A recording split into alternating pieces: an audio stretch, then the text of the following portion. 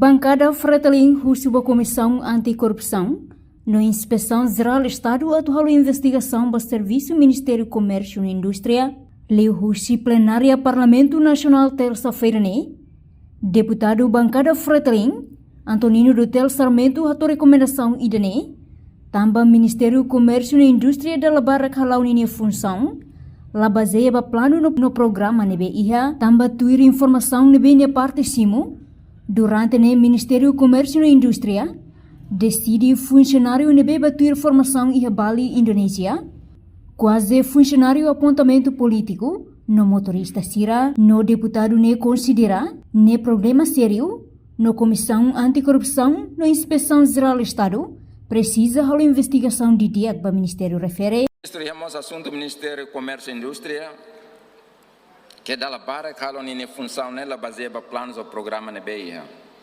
Informação sira usina ba mai até kata sira decide ema ba participe formação sira ba tu reforça instituição nini gestão nini administração sira quase fale funcionário apontamento político sira o motorista sira ma ba participa formação herbali. E daí problema que é vice-ministro. Também é uma siranema que abambero mai fila fali ministério, toser nem mandato ramata funcionário apontamento político sira sai hoto, significa experiência belori baia ministério nela la continuidade.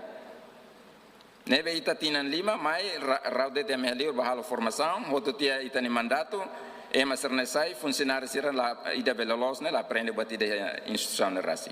Não la consegue desenvolver instituição nem qualidade, nem profissionalismo e assunto será nebema que importante o Ministério ne raça. Também é curso caco IZE, Inspeção Geral do Estado ne atu halo investigação de dia ba Ministério do Comércio e Indústria e Serviço. Reportagem Epifânia de Carvalho, Televisão Timor.